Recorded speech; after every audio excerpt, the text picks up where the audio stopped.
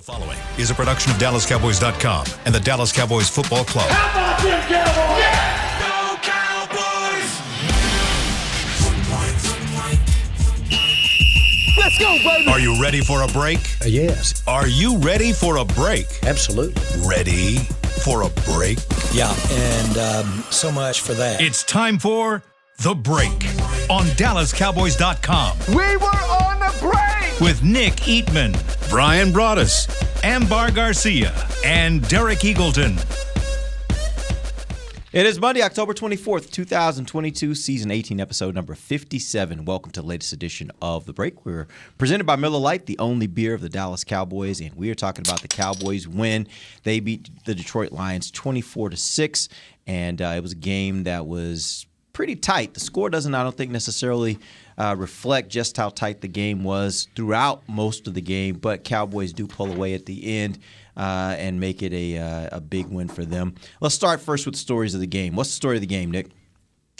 I think the story of the game is that, this is what I wrote, so I think that Dak has a new team around him that he's not used to, and I think he had to play that way. This is the first time that he's able to play with a defense that will carry them when they're not very good. And so I thought he stayed the course, did a good job, kept it rolling until it was time to score some points there at the end. Not all games are going to be that way, but I thought that once again this defense carried him along. And he didn't make the mistakes. He didn't make mistakes and just allowed the game to flow to him. And I think this is going to be the recipe for this team moving forward until they get better on offense, which probably won't be, this year. So I thought it was a good win for him and good win, to get back into it. But the defense just carried him through. Amber. Dak seems pretty healthy. It didn't seem like the thumb was an issue at all. He said it after the press conference that it didn't bother him or hurt him in any way. It wasn't even something that came into thought while playing. So it was just good. I know he didn't have a good first half of the game, and typically Dak tends for it to be that way. Like he always shows up in the second half of games, and he did just that. I like the way that he was able to adjust some things. The play calling kind of changed a little bit as well. So I'm just looking forward to what this team is actually gonna look like in the next week after they get through the bye and all that. When they come back, just the second half of the year, of the season. I'm excited to see what the team just overall looks like with him back in the mix and them scoring touchdowns. So that's something we're not been used to seeing throughout this year so far. It's just those touchdowns. So we were able to at least get two with Zeke running the ball. Yeah, he didn't get to really practice all that much. They didn't practice at all. Mike McCarthy's big thing is about trying to keep his team as healthy as possible. And so they really didn't have any real practices. They get out and throw the ball around against air like Mike was talking about. But, when they were coming off the Sunday night game, Monday they didn't do anything. Helmets and T-shirts all week. The first real action he had was actually really playing in that game where things were flying around and all that. So I thought he was a little bit, trying to maybe do a little bit too much early on some things. But overall, though, they score that touchdown before half. That's a different game. That's a second. They come out in the second half. They get the turnover. And now you see what happens when this football team, when defensively teams have to throw the ball. When teams have to throw the ball, they can get after them. And they've got some players that play with some great determination and will. You look at what Micah Parsons did to chase that tight end down on that screen and knock him out of bounds there or knee down there at the one. And then the very next play, the effort of Lawrence, you're going to win a lot of games playing with guys like that. And despite of what the offense might do, I think Dak was 10 of 11 in the second half throwing the ball. It's they're going to have some busts up front. They're not always going to get open on the outside. Things are going to happen to them offensively that kind of stop them along the way. But this defense is really your calling card right now. And the way that they're playing, the effort. But, man, if they get people in the situation where they have to throw the ball, their pass rush is really, really good. They get people to turn the ball over, and, that's going to be the recipe for them. And they're good enough on special teams. The kicker, the punt returner, whenever they get those opportunities, they're going to do good things. So it's a shame that they had a big punt return and didn't get any points out of that. But hopefully that's something that they can continue to kind of work on here in the future. You mentioned those two plays there. I guess it was in the third quarter or maybe in the fourth quarter where you had the Michael Parsons run down, right? Yeah. And tackle him there, and then obviously the subsequent play, the next play where they were able to create the turnover. What do you guys think of that play when Wright got taken down? Do you think he was in the end zone? Or Knee was down. Knee was down. Now, the end zone copy shows knee down is what it is. And I think Calvin Watkins actually tweeted a picture this morning of a close-up, maybe the pylon cam, where knee was down before he was able to reach out there. I would have reviewed it. I mean, if I was Dan Campbell, I would have thrown the flag there because they definitely missed the spot. I think he would have won the challenge, honestly. I think if you challenge the spot, you don't challenge the touchdown, you challenge the spot. I think he would have won the challenge. So you're saying it may not have been a touchdown, but the spot would have been different. Yeah, and then where he got hit in the backfield, maybe he's already in the end zone at that point because that spot was ridiculous for where the ball actually, because it was really, really close to being a touchdown. So I think you have to word it that way. Because if you say, hey, I'm challenging, I think he scored. No, he didn't score. You lose the challenge. But if you throw it and say, your spot is off big time, like we should be nosed up on the line there, I think they would move it. I think he wins the challenge. And then, yeah. It's a good take. I never thought about it from that standpoint. I thought you have to word it that way. I remember Chan Gailey one time that happened to them on a spot thing. You have to say that to the official. So they know what you have to tell them what you want them to look for. Yeah. But it's just back-to-back plays. For him, I mean, Parsons is 5 yards. He's up the field, and literally, the catch is made, and now he's 5 yards, maybe 6 yards behind, and he just goes flying through the defense to run the tight end down and to make that play. And then the very next play, Tank does it's like he's pinballing off guys. He's swimming through tight ends blocks and stuff like that. And his elbow knocks the ball loose. And then Barr's just waiting for it right there. They're all playing scheme. How many times have we seen ball out, it ends up in the end zone, and the lineman falls on it or something like that? I mean, everybody was where they needed to be to make that play. And that's why you keep playing. I mean, Micah Parsons just showed you it might be one of the best plays he's ever made. You can talk about sacks and things that he's done in his short career with the Dallas Cowboys. That might be when they send him to Canton. That might be the play that they show of him and how he saved you a touchdown. Yeah. He saved you a touchdown right there. We talked about it last week. I think Mike McCarthy mentioned in his press conference that Dan Quinn had some self-scouting type meeting with Micah Parsons, and Micah talked about it after the game yesterday. And he was talking about how he said, one thing that DQ told him was using your speed to make plays out down the field. That's your superpower. If you're not doing that, you're not using your superpower. That's how he put it. And that play was exactly that. Yeah. It was, you saw him literally run by Van Der Esch because Van Der Esch was closer to the play than he was. They were all lined up. Yeah, he just literally just ran by him. Yeah. Van Der Esch was getting blocked pretty good. Yeah, but I'm saying I had him. At one point he was running and you saw him just kind of go past him. And the point was, Micah just has this rare ability of size, speed, all the things that you kind of put together in a player. And he can do some remarkable things if he's willing to do those things. And another thing about that, too, that he has is at that point in the game, he has 0 sacks. Mm-hmm. Yeah. And he had 0 sacks until the very last drive of the game. Yeah. That pisses him off. He plays pissed. And we talked about this last week. I think when he's frustrated, he's out of his game. Right. When he's pissed, watch out. Yeah. He's an angry lion. at that point. Penny Sewell I like that. Penny Sewell did a nice job blocking him yesterday. He's a very talented tackle from Oregon. He was very highly touted, maybe one of the best tackles in the draft. He's going to be a good one for a long time. I know he struggled with some injuries and stuff, but he did a really good job in that football game. That wasn't like Micah can take advantage of some blockers, but you get those guys that they're kind of evenly matched there. That's kind of a one-on-one thing right there. Was that Barr's best game or up there? I think there was some times when you watched him play, Barr to me is a 50-50 player. There's times where he gets the ball when they went on a crossing route and Hawkinson caught a ball in the flat that was a waggle, and it's Barr's guy, and he's like staring at the quarterback with the tight end going by him, and that's his guy, and it's a big play. I mean, it's one of those things you look up, but there was a couple of tackles that he was able to make. I just feel like that there's times where he doesn't react. They used him as a blitzer in this game a little bit yesterday, and it wasn't what we've seen from him, from a guy that's had a pretty good career doing that. You know who else is a 50-50 player, and it was probably skipping around your offensive line, but Terrence Steele, like he had some issues in the passing. Like you said, pass block. I mean, Aiden Hutchinson, but man, run blocking.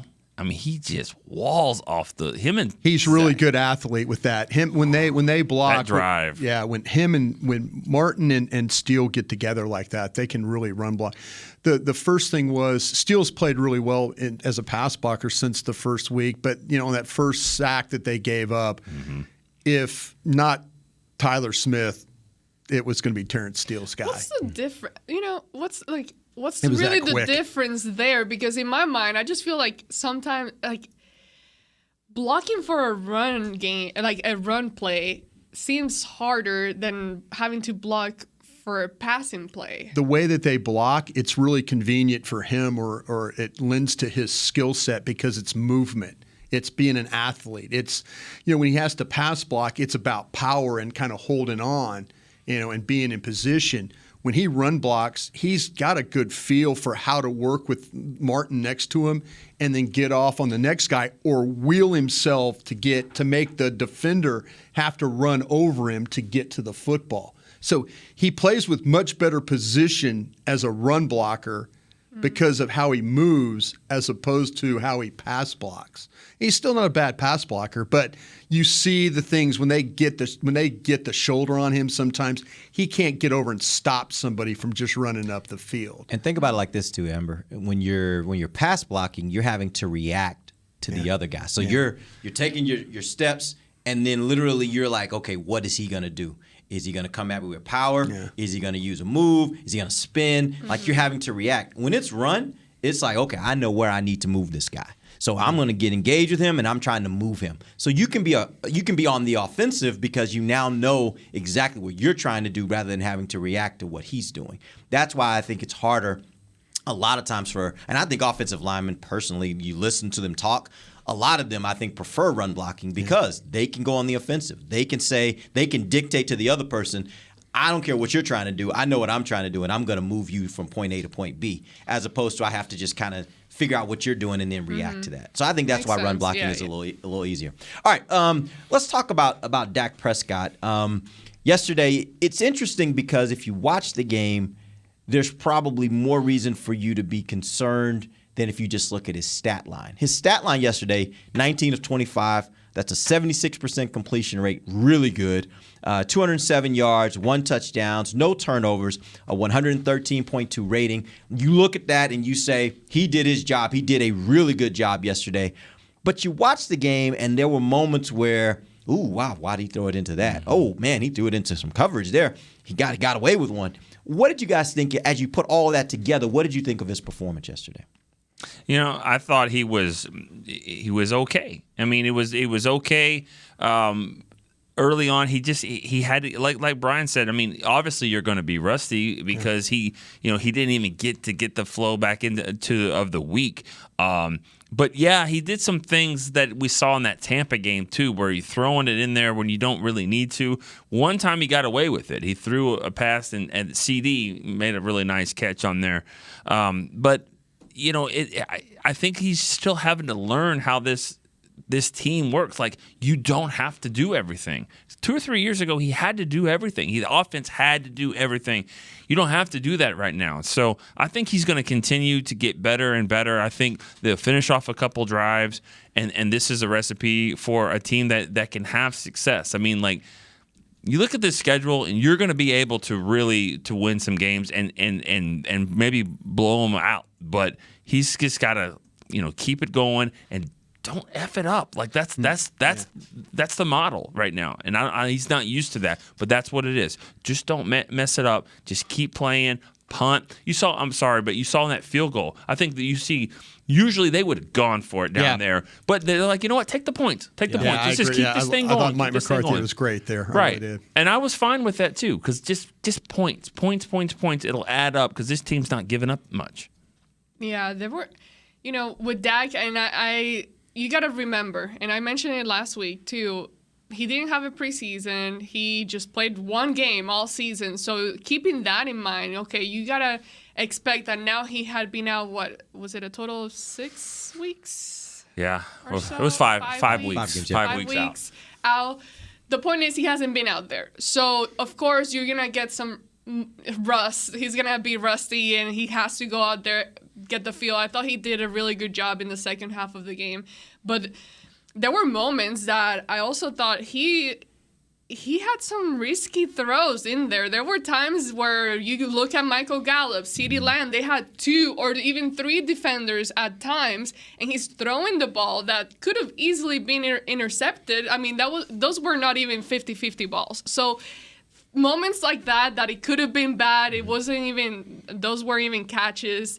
But just like Nick said, just play it safe, get back in the groove. I think it was in the second half where they were in the red zone and he kind of took off on his feet. He didn't gain much, but just seeing him doing that gives me the belief that, okay, he has his feet work. He feels comfortable. That is something that he hasn't lost. I'm thinking we're going to see more of that as the season goes. And he just, I think he did a nice job taking into consideration everything that has happened till this point. He got fooled on that pass that almost got intercepted. He did. The one into triple coverage? Yeah, the one, Kirby Joseph, the safety, they're playing a single high look with that safety in the middle of the field, and then and Joseph they rotate him, and he goes straight back into 2. And I think he thought he had a shot. I think when he saw the initial read, he's thinking single high, I can fit it. I got Lamb, it's going to run the route. And all of a sudden, that safety, Joseph, that was down, went back. And it's like, the next thing you know, now it's a little bit of a, wait a minute, that guy's not where I thought he was going to be. Yeah. So that particular time, I felt like that, sometimes quarterbacks get fooled. Sometimes they see something, they think, okay, single high, I could fit it on the hash right there before that safety gets over. But then you got the drop safety that kind of gave him a little bit of a problem there. The first pass of the game, man, it was one of those times where he even said he felt like that he was going to run, and then he just kind of just really didn't make a great throw. I mean, it's one of those things where he could have just took the ball and fired it to Noah Brown and just carried Noah Brown to the sidelines, and it would have been a completion, much like what the Lions did in their first play of the game. Same kind of throw out front, it's a big play up the sidelines. So he got caught in no man's land there, just fired the ball to the outside. There was a play that they got sacked on the 3rd and 2 where he was in a situation where they ran CeeDee from the slot on the out, and then Noah Brown curled behind him. He's looking at Noah Brown the whole time, I think the first read was to Lamb, Brown, and then he tries to come back inside. So you can't, bro. You got to just you see where that's going to happen. There's space there. There's 3 lines. There's space to throw the ball in the 3rd and 2. So when he's bad, it's usually because he's not reading it the right way. Yeah. That's when Dak struggles, when it's like, okay, I think I could throw this ball. He even said, my thumb was feeling good, and I thought I could throw it all the way down the field. And you're like, okay, cool, great. Just don't throw an interception. But when Dak is not at his absolute best is when he doesn't see it cleanly. And that 3rd and 2, he could have fired the ball to Noah Brown. And it's going to be a first down, and you keep it going. Instead, he gets sacked. You know, I mean, field goal range. Steele gets knocked back. They have problems and all that, you know. So, yeah, he had 3 different reads, but he didn't get the right. He went from the first read and said, okay, that's not going to work. Second read, boom, just fire the ball, because the Lions were all around to where there was nothing keeping him. But he got a flash, because they got a flash off the edge because of what happened with Steele. So I think when Dak's bad, it's reading. That's the thing I think that he the most problems that he has. And also a feel too. Like, you can't take a sack right there. Yeah, you're in field goal range. You points. You need them, and that was one of those where you just can't. You have to get rid of the football quicker than that, because the sack. I mean, they would have kicked a field goal. I think now I'm not sure he would have made it, but he's been good enough where you do kick it there. He still could have kicked the field goal, at that point. Like, it was going to be a 60-yarder. He still could have done it, but, you don't. Why give them the ball You don't there? do that. That's where he misses, is those high 50s. Punt it, keep it down there. That's a negative quarterback play that doesn't show up in the stat sheet, is what that is, because that was a play that he just can't take that sack. I think there's things that when you play, and he's a 7-year vet. I just think if you go back and look at all of Dak's really bad plays in his career, you would go, what was he looking at? What was he looking at? But there was plenty of times where he saw the right things. He saw development, the routes that he hit with Schultz, the spot routes and stuff like that. He threw some good balls, no question. It's when he tries those you only live once type of throws and stuff like that, you're kind of thinking, man, did he not see that safety? Did he not see that guy? Did he not see that curl where he could have thrown the ball? And then he tries to come back. I think those are the things that kind of get Dak in a little bit of trouble. All right, we're going to take our first break. We'll come back. We'll talk about the rest of the offensive line. This running game continues to perform well. We'll do that when we come right back. DallasCowboys.com radio. Todd thought it would be secure to jog in the cheetah savanna. Todd believed the big cat repellent he bought online was reliable. And now, Todd is trying to be faster than this cheetah that can run 80 miles per hour. But the good news is, Todd has AT&T 5G that is fast, reliable, and secure. And he learned the best thing to do is stop running and toss her the backpack with the beef stew. AT&T 5G. Fast, reliable, secure. It's not complicated. 5G requires compatible plan and device. 5G may not be available in your area. See att.com/5G for you for details. What do you call a group of grown men and women with their faces painted silver and blue who get together every week to share a 3-hour-long ritual of jumping, singing, and toasting Miller Lite in 10-gallon hats while yelling, "How about them Cowboys?" You call it Miller Time in Dallas. Here's to the Cowboys. Here's to the original light beer. It's Miller Time. Celebrate responsibly. 2021 Miller Brewing Company, Fort Worth, Texas. Want to use what the pros use? How about the official men's skincare brand of the Dallas Cowboys, Jack Black? Right now, you can get the Jack Black Starter, a curated collection of Cowboys locker room favorites for just $10 with free shipping. The starter includes 4 Jack Black skincare favorites, plus a full-sized intense therapy lip balm. Go to getjackblack.com/Cowboys and use the code word TEAMJB. That's getjackblack.com/Cowboys. The Jack Black Starter, $10, free shipping. When you build, you start with the foundation. And home ownership is a foundation of a stable future. The Bank of America Community Homeownership Commitment has helped over 34,000 people lay the groundwork so far, with up to $10,000 towards your down payment or 3% of the purchase price, whichever is less. The satisfaction of owning your own place can become a reality. Visit bankofamerica.com/homeowner to learn more. What would you like the power to do? Bank of America NA, Equal Housing Lender. Credit and collateral is subject to approval. Restrictions apply. This is not a commitment to lend. Back to the break. This Wednesday at the Star in Frisco, you'll see Sounds of the Star, new monthly concert series featuring the spectacular Southern Soul band Prophets and Outlaws. The concert kicks off 7 p.m., is free and open to the public. For more information, visit thestarinfrisco.com. Welcome back. It is the second segment of the break, live from the SWBC Mortgage Studios. At the Star, we're talking about the Cowboys' big win over the Detroit Lions, 24-6. This segment brought to you by blockchain.com. Let's talk about Zeke and Tony Pollard. Zeke carries the ball 15 times for 57 yards, 3.8 average, 2 touchdowns. Tony Pollard also carries it for 12 times for 83 yards, 6.9 average. He also adds 2 receptions for 26 yards. Talk to me about the running backs and how they're using them from the standpoint of the mix between the two. That looks perfect. That's what they want, right? I know running backs coach Skip Pete. That's exactly what he wants right there. Is really close. 15 carries for Zeke, doing a lot of the dirty work. I thought down there in the goal line that they. I don't think they used Zeke enough, actually, on 3rd and 1, and even some down in the goal line. They kept it with Pollard a little bit there. There's a couple times where I thought they could have gone more with Zeke, but that was a thunder and lightning type approach right there. You see really good breakaway runs by Pollard, Zeke doing a lot of the stuff around the goal line. I think Pollard probably could have scored that last touchdown, but Dak's not going to come back and not throw a touchdown here. So real quick, I will mention, you mentioned the goal line. One of the things they're doing down the goal line I thought was interesting is they're using that 23 personnel. Yeah. And they'll actually line up Pollard on the wing and then bring him in motion. So what it does, it forces the defense to go wide. Yeah. They have to respect the fact that he has the speed, and if they turn around and hand it to him, he's going to go around that corner. A lot of plays coming from that. Exactly. That opens up some stuff up the middle. So I think that was something that was really interesting they did yesterday. Yeah, they got a back that's carrying the ball 27 times for 142 yards at 5.2 yards an average. That's what they're doing right now. Yeah. They got one back that's really, really physical and one back that's really, really fast, and they're playing them the same way. Mm-hmm. That's what you got to do. Without giving a guy. Just look at these guys as the same guy.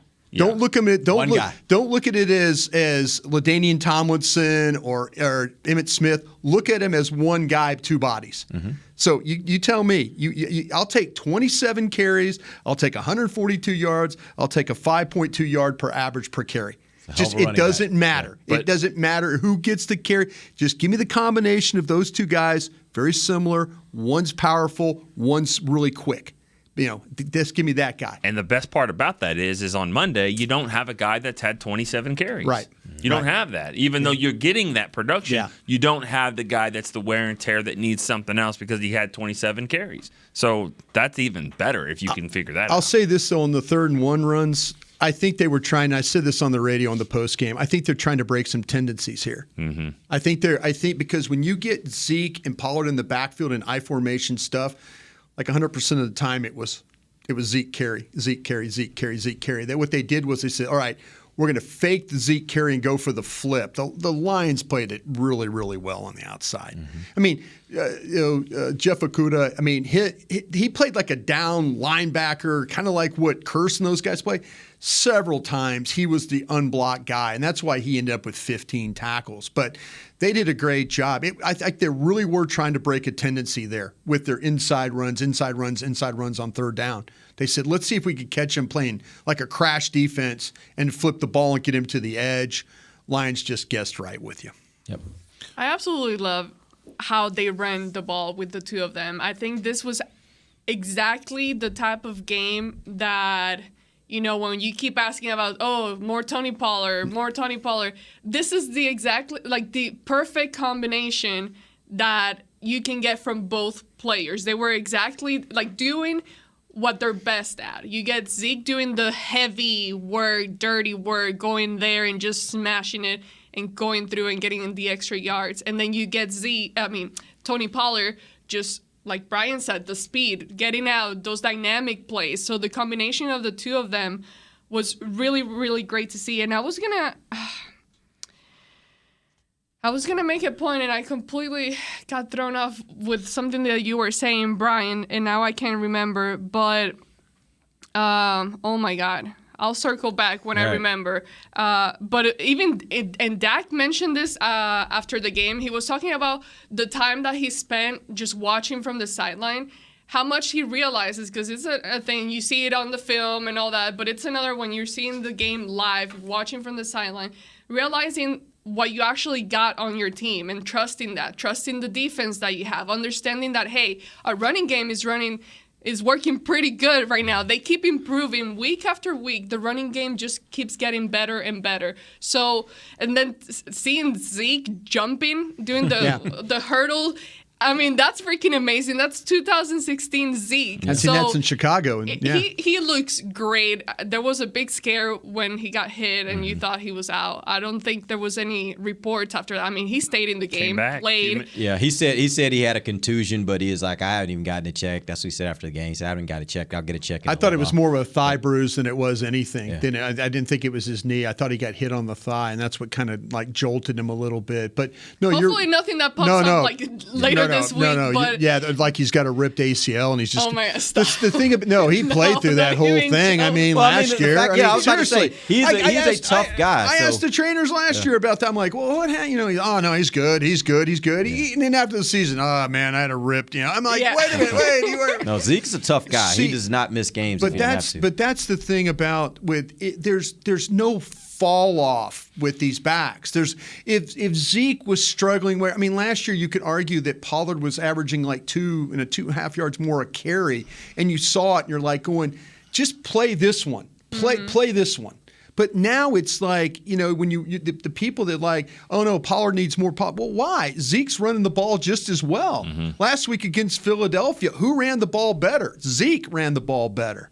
So, just if you could tell me every week I'm going to get 27 carries and 142 yards rushing, just give me that. Whatever combination that seems to work or that's what you need for the Dallas Cowboys. The one thing that Pollard obviously is doing better than Zeke is in the passing game is I don't think Zeke has really made a big play yet at all. And Pollard's catch coming out of the end zone, that was big crazy. Play. Oh yeah, big play, good call. Yeah, that was a gutsy I don't call. think what's funny when you get to the all-22 on that, I don't think Pollard knew where the ball was. I think Pollard just stuck his hands up and the ball happened because he doesn't have his head back looking for the ball. Yeah.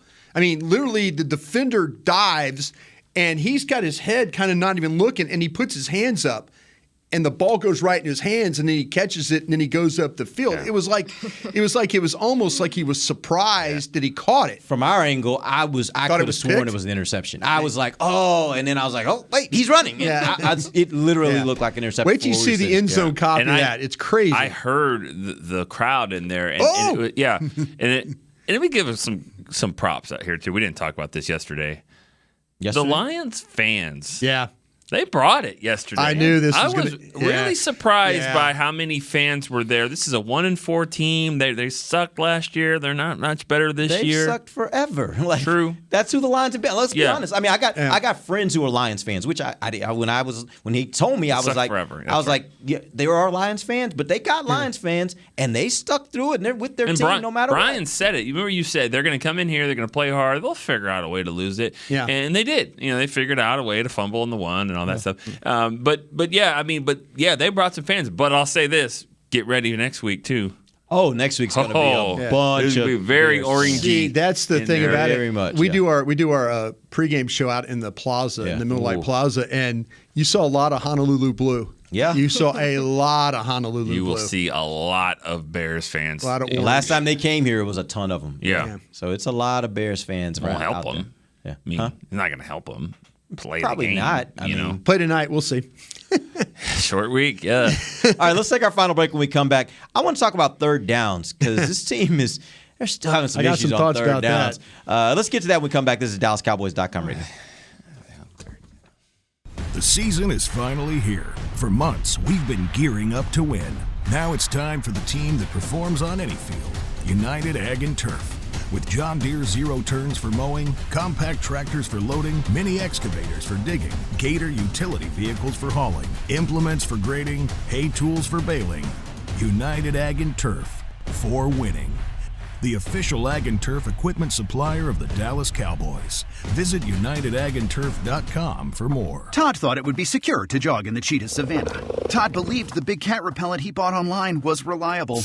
And now, Todd is trying to be faster than this cheetah that can run 80 miles per hour. But the good news is, Todd has AT&T 5G that is fast, reliable, and secure.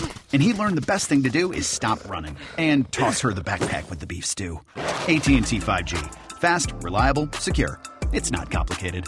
5G requires compatible plan and device. 5G may not be available in your area. See att.com/5G for you for details. This week! Did you get to work on time? Yeah, but I just realized it's Sunday. Little Sweet says head on home. Dr. Pepper's on its way. So sweet, unique. Baby, there's nothing better. I bet you've probably done something that deserves a Dr. Pepper. Did you invest your nest egg in an NFT? Yeah, and I don't even know what that is. It's a non-fungible token. Everyone's done something that deserves a Dr. Pepper. When you build, you start with the foundation. And home ownership is a foundation of a stable future.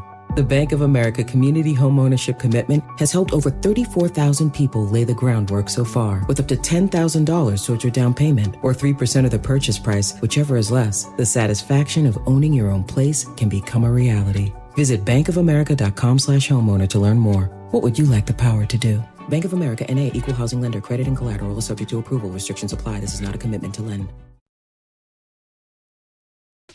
Back to the break.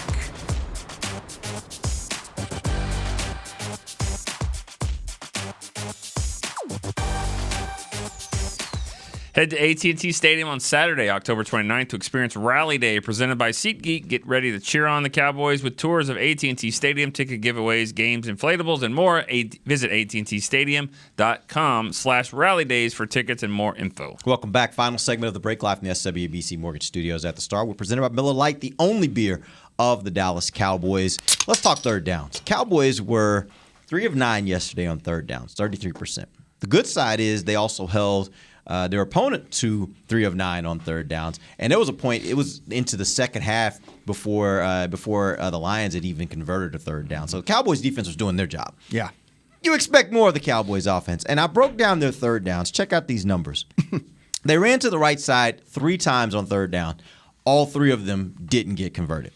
They tried to pass the ball 4 times on third downs. Only 1 of those was converted, and 2 times they ended up with sacks. Here was the most interesting thing. Of the 9 third downs, 7 of them came on third and shorts. I'm talking 2 yards or less, and they couldn't come up with a better conversion percentage than 33%. What is the problem on third downs? Or what was the problem yesterday on third downs? They struggle with sustain of blocks, and I was going through all of it. And the first 3rd and 1 you had, Dalton Schultz, he could not keep his guy from making the play. That was very, very clear there, and he's had a problem with that. They had I went back. They had the 3rd and 2 was one we just talked about where Dak didn't read it clean. Mm-hmm. But the previous play to that was a 2nd and 1, and they lost a yard on the 2nd and 1. Mm-hmm. Noah Brown, McGovern, Smith all missed their blocks. So now it's 3rd and 2. Instead of they try to get the first down on 2nd down, but they lose a yard. So now it's a 3rd and 2, and then that leads to the sack on the next play. They had another 3rd and 1 where they had 3 players. The Lions had 3 players on the field that didn't get fooled at all on the play. The linebacker, the safety, and the defensive end. That was the flip. Yeah, that they tried to run on 3rd and 1. Mm-hmm. So and got no yard. Yeah, they've struggled. Yeah, they have struggled. They've struggled in this game yesterday. They really struggled. A, not sustaining blocks, and B, not fooling anybody. If they tried to get a little cute, and sometimes being cute it works, and other times it doesn't. But in this game, it kind of held them up a little bit. They put Turpin in the game. We've been asking for that, and they gave him the ball in the end around, which is fine. I mean, he got that was 3. A poorly blocked play. Yeah, poorly blocked. He got 3 yards. Fine. But the thing about it is use that. Use it again. Put him out there, and then fake it to him. I mean, just keep it rolling out the way. I mean, put a play on tape like that so you can play off of it. I thought. Has he not proven in the open field he can kind of do some things? Sure. I mean, like this guy. He every play, every game, he is making a play on special teams that gets them in great field position at least once. It's amazing.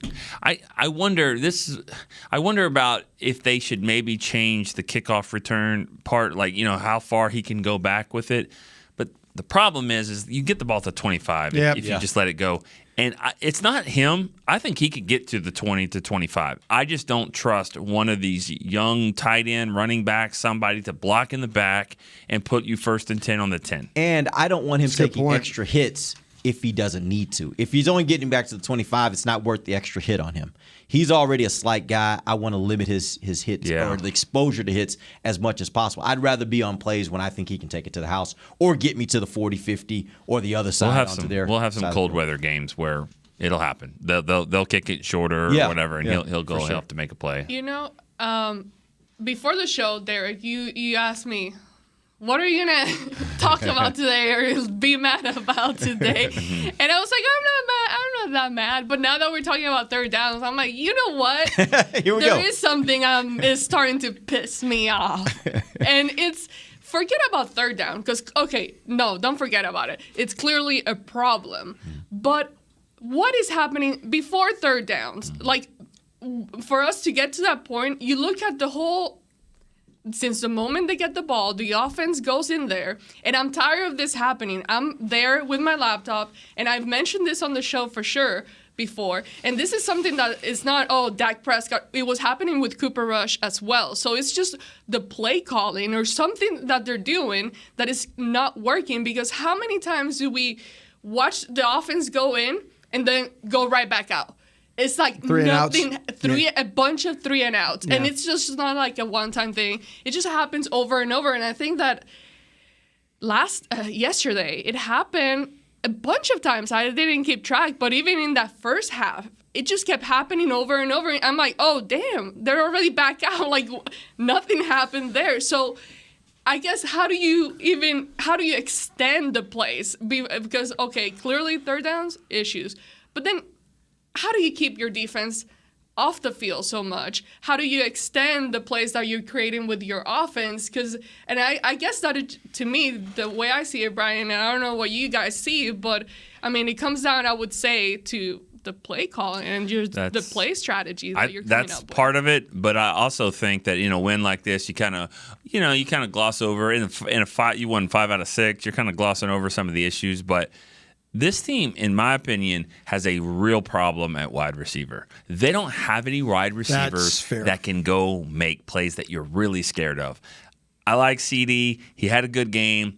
But CD doesn't dominate the game. He doesn't. And they're going to have a tough decision to make when it comes re-signing him and all that, because he's not that guy that's just killing teams. Noah Brown, Michael Gallup, good players and all that. But they don't have a dude at receiver, and I think it's a problem. I think you kind of grind out some yards here and there.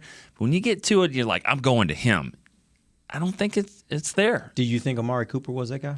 I think the combination of having CD and Amari Cooper and Gallup and all that, and yes, Cooper was just enough of that guy where he could do it, and then he had it, and it kind of worked.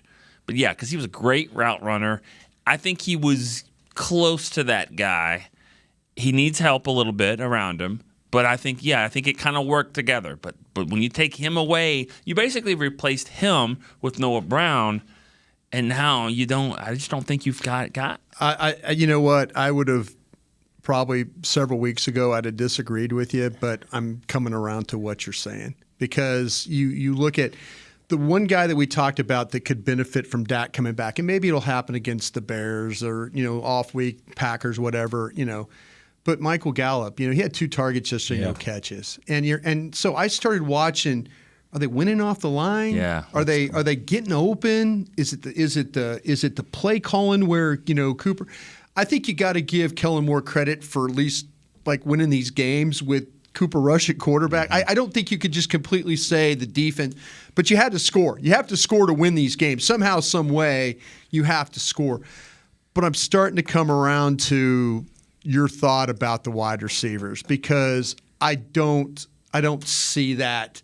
I don't see that dynamic player. And I saw a dynamic player in college with CeeDee Lamb, how they used him at Oklahoma and how he was all over and making plays and all that.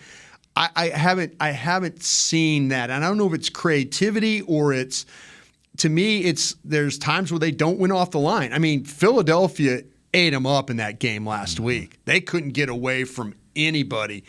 This game, a little bit better, getting open, but not nearly enough. Not to the point where it's just an easy throw, and all that. So I don't know. To me, I say I don't know. I know that what I see that I'm starting not to like. Yeah, that's a problem, because there's going to be. as good as your defense is, you're going to have to score some points. Mm-hmm. This defense is finding a way every week to get this offense back the ball and do some things. But I think, when they sit down and self-scout at the bye, that's the week of the trade deadline too. I mean, maybe this is something that they need to really, really, really think about going forward. I honestly, and I know I hear what you're saying, Brian, and I agree with you, Nick. But I don't know that it is a personnel issue. I tend to wonder, and I don't know if this is true, but I tend to wonder if it's just that you're going to have to say CeeDee Lamb has some really unique skills. How do I, as an offensive coordinator, find ways to get him into really great situations where he's getting the ball and being able to do something with those really great skills? Like you said, Brian, I watched this guy do that in college. I watched him do it every Saturday in college. Yeah. Like, he can do it. It's just a matter of, are you doing the things that are necessary? Cooper Kupp, to me, is a really, really, really great wide receiver.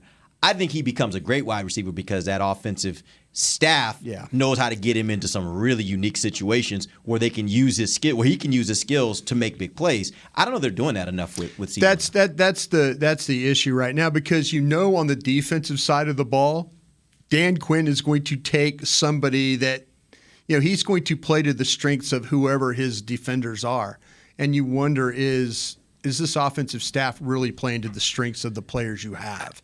And to your point, I think you're right about that. But I also want, and maybe if Nick, you go out and you get a wide receiver, they might not use him the right way either. Right. No. But I will give them credit for winning football games with a backup quarterback. This thing could have gone completely off the rails. And I kind of feel like that coordinator, whether the head coach went up to him and said, "Listen, bro, we're going to run the football, and we're not going to turn it over, and we're going to punt it, and we're going to get the ball back at midfield, and then we can drive it, and do things like that." But I wonder. I wonder if it is a personnel thing, maybe. But I also wonder, can these coaches use their offensive guys in the right way? What is the thing about CD? And again, or a weapon. I really like CD. I like him a lot. He told a story in the locker room the other day about some of the stuff he's gone through in his life and some of the off-field stuff. Easy guy to root for. I'll say this, though, on the field, though. When you look at, let's say, Madden rating type stuff, all different attributes, like, what is he a 99 at? That's what's going to be tough, is like making these guys special. He's not super fast. His hands are questionable at times. His route running isn't like super crisp. Playmaking on the ball, we saw it in Oxnard. We haven't seen it all the time. Good catch yesterday. We saw it more earlier in his career, too. Yeah. We haven't really seen that a lot. So playmaking, he's pretty good. Might be the hip. Speed's good. Hands are, okay at times. Route running, okay. What is it? I'll tell you what he was. In college, the thing that stood out to me was he was a guy that was slippery. He was hard to get him down. It was hard to get him down. Yeah. Like, he got the ball in his hands, and he's making guys miss all around the field. And I don't know if they're getting him enough situations where he's cleanly catching the ball and has an opportunity to show some of that stuff. Like, he's not a guy that's going to get a lot of separation. So unless you're creating separation for him by scheming it that way, then he's going to have somebody right on him, and you're going to trust the fact that he can make that tough catch and then probably get tackled. You're just having those nightmares of that Cotton Bowl where he just ripped Texas. Yes. He did it to a lot of teams, too. And that's what Bill Parcells used to say, right? If you've seen it, you know they can do it, right? Yeah, and I've seen him do it. I know he can do it. I just don't know if they're putting him in the right situations. Yeah. Then what is the right situation for him? They got to figure out how to scheme him open. Get him into situations where he's getting the ball on the run and then can make some plays with it. They schemed him open in New York. The perfect pass. True. No, but to his credit, he came back in a Micah Parsons type of way in that rest of that game where he was like, I'm going to just run people over. I'm going to take over this game. So maybe piss him off a little bit. Piss them all off, I guess. That's the moral of this story. 5-2, keep winning. We appreciate you guys, Joseph. We'll be back tomorrow. Get a big picture look. We'll get some questions. It'll be Fan Tuesday. We'll get some questions from you guys, answer those. Till then, for Nick Even, Brian Broaddus, Amber Garcia, I'm Derek Eagleton. This has been The Break, live on DallasCowboys.com radio. This has been a production of DallasCowboys.com and the Dallas Cowboys Football Club. How about this, Cowboys? Yeah!